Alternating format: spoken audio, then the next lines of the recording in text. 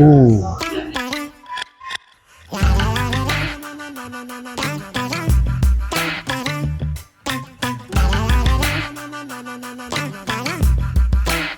Hey, look at this. This is a gorgeous bowl. Hey, Joey Starr here for Starr Quality Kitchen. You may have heard me mention in season 1 how I love but have not been able to get good pho on the East Coast. Well, today I'm hoping to change that by visiting Pho Vietnam in Danbury, Connecticut. Pho Vietnam has 2 locations. I'll be eating at the one on Padanaram Road. For those not familiar, pho is a soup dish that's essentially a big bowl of delicious broth that contains rice noodles, some kind of protein meat, usually beef sliced very thin, and any assortment of herbs, spices, and garnishes. It is considered a national dish of Vietnam. I first heard of and tried pho when I was a new resident in the Seattle area many moons ago, and I just loved it from the get-go. I can't even tell you how many times I've had it since then, but it's been far less frequent since I moved back to the East Coast because I haven't been able to find that quality that I've been craving from my time out west.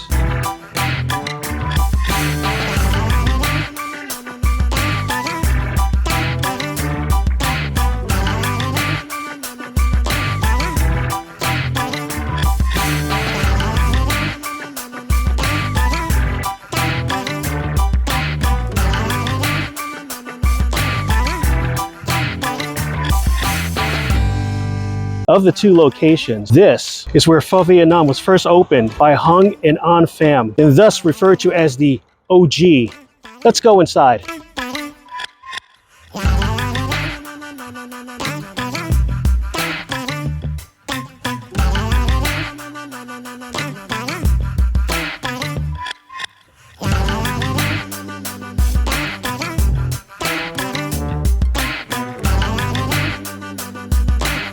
Checking out the menu a bit. There's small plates of the soup, big plates.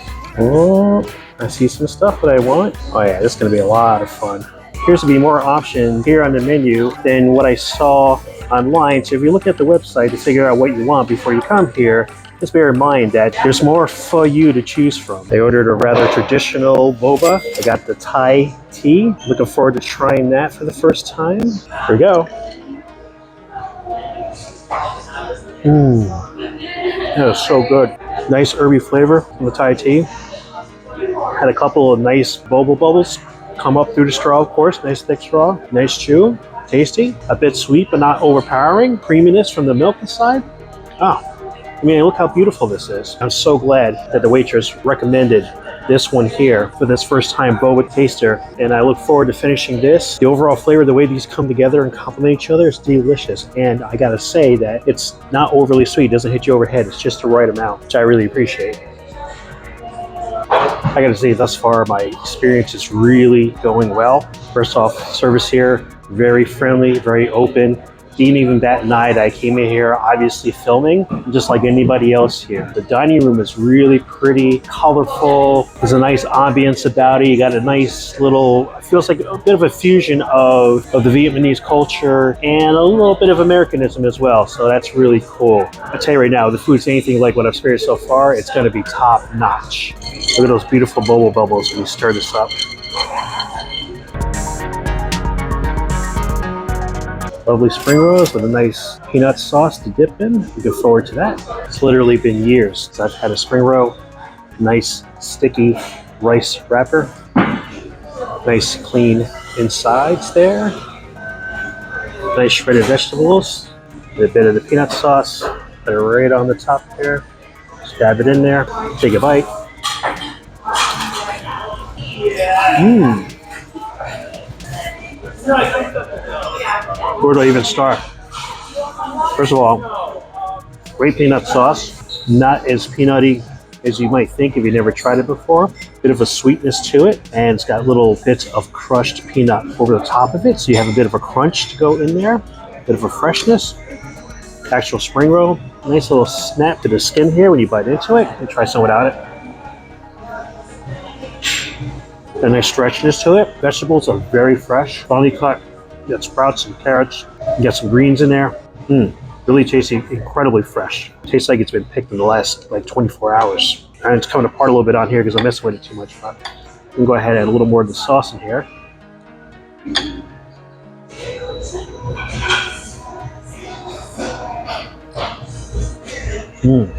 That's so tasty. I have this flood of memories coming back from my days in Seattle, the Seattle area. And even some other times when I had spring rolls elsewhere, even on this coast. I don't think I've been to a place where I've had a bad spring roll ever. This is the short rib dumpling. It's considered a small plate or an appetizer. And as you can see, it's got a nice couple of bits of mini dumplings, mini short rib dumplings. You got some nice congee in here. Beautiful. Never had congee before. The texture might be a bit acquired, but it's actually very good. So I look forward to having that. Of course, you got the scallions and stuff. So go ahead and get a bite of the congee by itself. Creamy, soft texture. Just a hint of a chew, not overly salty, full of flavor. A bit of pepper. Oh, they use really good rice to make this congee. Really good. Get a little bit of scallion. Fresh scallions, nice crunch to add in there. The onion provides a little bit of a bite to cut through the richness of the congee. Let's go ahead and try one of these short rib dumplings.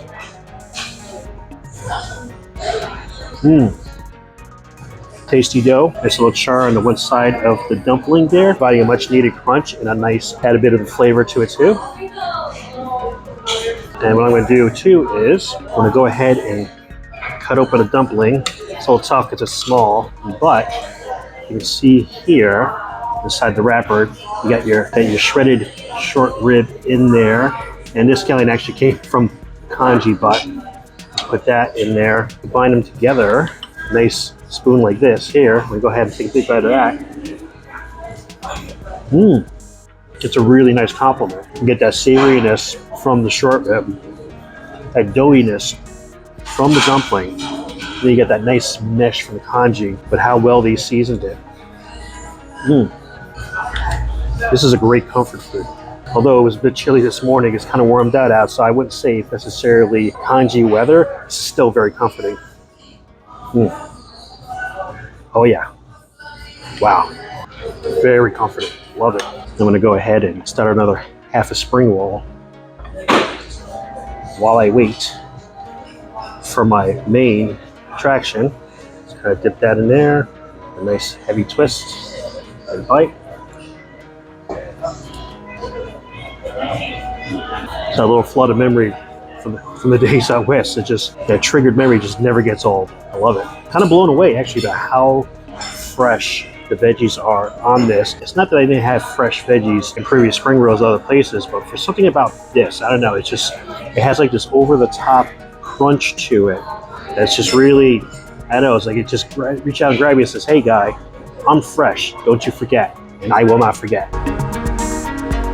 Look at that. So this is what's called the pho combo. It has short rib, it has tendon, it has beef, it has some nice, clear, beefy kind of broth. We got our scallions, got our cilantro. It's steaming hot. Nice portions. I'm going to dig in a little bit. You see, and of course the rice noodles underneath. Traditional style making pho, you put the noodles in the bottom before you start adding stuff to the top, and then you pour in the broth last. And this way it kind of heats things up and kind of finishes cooking the ingredients in there as you enjoy the meal. Oh yes, that is beautiful. It's just the aroma going up out of here. That smell is pleasantly familiar. This is what I've been craving for a while. Yeah. Oh yeah. I haven't even attempted pho on the East Coast in a few years now, because I've been so disappointed, but this smell so far so good. All right, let the magic begin. First, gonna try some of the broth by itself. There we go. There we go. That's a nice broth. Very natural tasting. Not overly salty. Nice savory kind of umami flavor. Fresh scallion there just went into my mouth as I sipped the broth. Give it a nice crunch and nice little bite to cut through the richness of the broth. Something that separates this from some of the broth I've had, and not necessarily a bad thing or a good thing, it's just different, is that the broth is not as fatty as what I'm used to seeing in pho, but you can see the little fat particles in there. So it is there, it's legit. And you know what? That actually might be for the better, because not having as much fat, but still retaining the amount of scallions helps cut through that. So you can actually consume more in a sitting before you start to feel bloated. Go ahead and grab some chopsticks. The thing I am looking forward to the most, I haven't had since last time I had pho, is a nice piece of tripe here. Look at that. Look at that beautiful tripe. Nice tender, nice and wiggly. Feels good in the chopsticks. It feels like it's perfectly cooked. Let's give that a shot. Cooked well enough that I can cut through it with my teeth very easily, but not overdone. The thing about tripe is if you overdo it, it can get kind of rubbery. Tripe is cooked perfectly right here. Let's get into the short rib a bit. Nice hunks of short rib in here. I gotta say, nice, good sized portion. I mean, this bowl is massive as it is, but the individual ingredients, they are not skimping. Let's go ahead. Nice fatty piece from close to the bone. Nice chew. Go ahead and try some of these rice noodles. Good rice noodles, nice al dente texture. The thing with pho you got to keep in mind is that you want to at least start your noodles a bit al dente, because the broth will continue to cook it as it goes. So cook it to how you want it before you add the broth. Then by the time you get through the bowl, even halfway through the bowl, it's going to be too soggy. So they took that in mind. They put it in al dente. Right now, it's got the perfect chew to it, nice texture. These nice skinny rice noodles doing a pretty good job of clinging onto the flavor from the broth. So that's something that you definitely want. Just found myself a nice little piece of tendon to try here. That's another thing I was looking forward to, is having tendon. Nice chewy, good crunch to it. It's a rather thick tendon, so you gotta really chew it. The workout that my jaw is getting right now, chewing this tendon, it's making up for some of the calories and fat that I'm taking in having this meal. Maybe not enough, but every little bit helps, right? What I like about pho too is that here you are, you have this big bowl of delicious soup, all this broth, and in between the noodles that are in there, the big hunks of protein that are in there, and the scallions, the cilantro, and everything else that's in there, it makes the waters murky, if you will. Not murky like dirty, but murky like it's full. There's a lot going on in this bowl. So two things are going on. Number one, as you dig in with your chopsticks, it's kind of like a fishing expedition. You go in and you go and you're grabbing stuff, right? I'm gonna go in, poof, there we go. Piece of meat with the rice noodle. But my next bite might be something totally different. You can play with it. I mean, you can like go in for specific pieces like I did when I started, or you can just kind of go blindly in and see what picks up. Oh, here we go.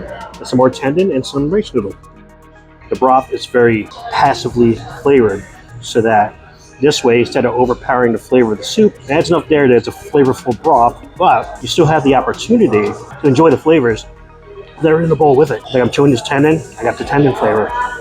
You got the short rib, you got that flavor. You got the tripe, you got that flavor. If anything, the broth is just there to enhance the flavor and the experience of having it. There's a piece of white onion in here. Get that with some of the noodle. You have your sprouts to add some more depth to the broth. You got some lime in case you want to squeeze some in to cut through some of the fat, which I can say it's not really necessary in my case, because it's not a very fatty broth, despite the suspects that are in the bowl, but it's good that it's there.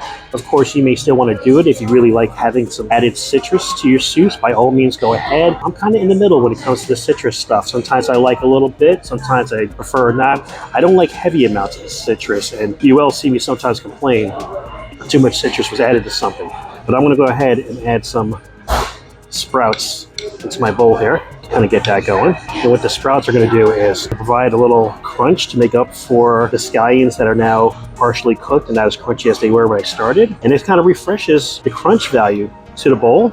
And I'm just going to mix that up a bit. So you sometimes may want to do, like when they have table condiments on, like in this case, you got this darker one, you got this reddish one, which is probably some kind of hot sauce, maybe some sriracha if I'm lucky. But what you can do is, if you're not sure what you're mixing to your bowl, rather than taking a risk that's going to be an economy you don't like, ruining your bowl, what you can do is you can take some broth right into your spoon here, add a dab Throw the sauce into there, just like a droplet or so. Then I'm gonna take my chopstick, mix it up a little bit in there, and see what the rest of it is. Oh yeah, some added heat. Ooh. It's strong too, yes. One thing that I know about Vietnamese cuisine is that they do not skimp on the heat. If you have their hot sauces, be prepared. And I am prepared. I'm gonna go ahead and just add like a little, just a squirt, just a little there. Since I'm comfortable with the amount of heat that's here, I'm just gonna go ahead and use a soup spoon to mix it into the entire bowl. And of course, that's gonna change the look of the broth a bit, which I'll give you a shot of right now.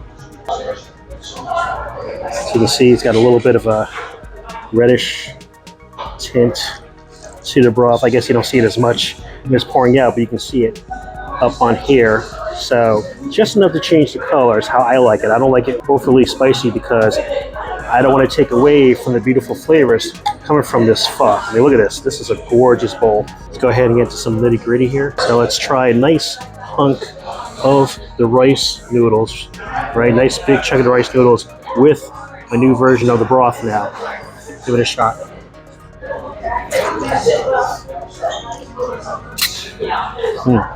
Adding the hot sauce.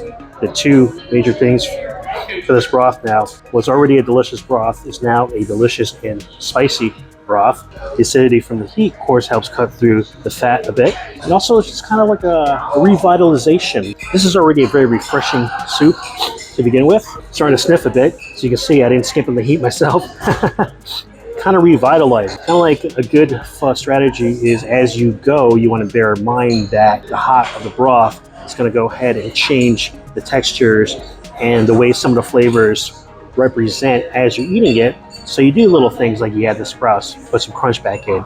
You add some heat to put a little kick back in. And this sauce here I didn't care for too much. It's kind of like almost like a sweet paste soy. Not really my bag for having with this.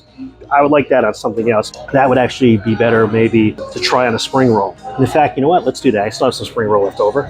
Let's go ahead and try some in here. Just kind of insert from the inside. Don't want to get too crazy. There you go. Just enough to taste. See? Right there. Let's kind of get that. All right. That's good. I've never been a huge fan of sweet condiments other than ketchup, but that's not too bad. Works well with the spring roll. I don't see it working that great in the actual pho.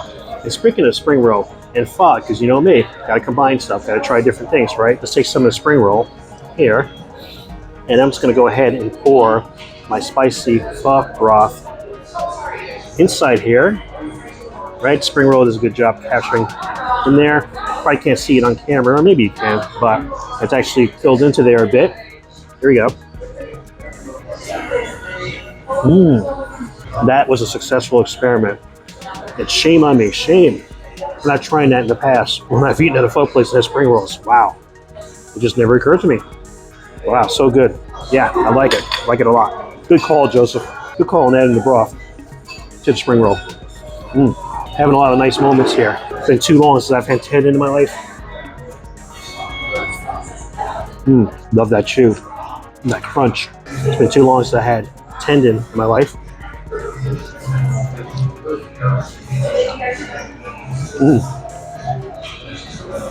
Tender, chewy, smooth, and actually, it's been too long since I've had pho in my life. This has got to be easily the best pho I've had on this coast, on the East Coast. So that's really a good compliment. I'm really enjoying this. I can see myself coming back here again very soon because after eating this, how can I possibly forget about this experience? Really good rice noodles too.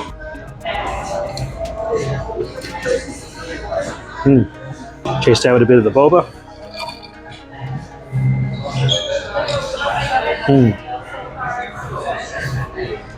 Nice compliment and contrast. Take that sip of the boba. It's like I just reset my taste buds and I'm ready for more pho. So delicious. Short rib. There's such a nice flair to it. Made perfectly, medium rare. Short rib. What's not to love? Just spent a minute speaking more with customers in this place. I mean, when you come to a place like this and the staff is really friendly and open, and the customers feel like they can be friendly and open, I think that says a lot to the service that's done here and the quality of food, right? People are gonna come back and they're friendly. It becomes almost like a social event, not just filling your stomachs, but maybe filling your psyche with a good sense of community. That's a restaurant trait that transcends the quality of the food. So far, each person I've spoken to here, besides being really cool and nice, I'm talking both staff and customers. Customers have great things to say here. I mean, I'm looking around, everybody's enjoying the heck out of their time here. And there's people that come here regularly for lunch, once a week, twice a week, once every other week, whatever it is. So I think that's very telling as well. And it's understandable given the experience that I've having so far. Bartending? So how about you? Have you been here before? What's your mileage? Have you been to the other location over on Eagle Road? What are your thoughts? How does it stack up to other places you've had with similar food? Is there another pho place that you like in the Danbury area? What other dishes have you tried that you like here? What do you recommend? I just got an excellent recommendation for the next time I come here to try off of their big plates section of the menu. Let me know your thoughts in the comment section below, and other people could chime in as well. Also, if you're anywhere in the East Coast, doesn't have to be New York, doesn't have to be Connecticut or Jersey or Pennsylvania, anywhere in the East Coast, is there a pho restaurant that you've had on the East Coast that you think is excellent, that's comparable to the West Coast, or in fact, even better than the West Coast? Let me know, because I'm very interested in knowing these things, and I may just have to run down to wherever the place is and try it for myself, and you can get a shout out if you want one when I do try it. So let me know what you think. Also, if you're anywhere near the Danbury, Connecticut area or surrounding areas, where do you think has the best boba, and what flavors would you recommend at those places? Let me know in the comment section below. I want to try those out too. As always, information for this place is down in the description box below. Thank you so much for watching. Be sure to like, share, subscribe, and stalk. Laters.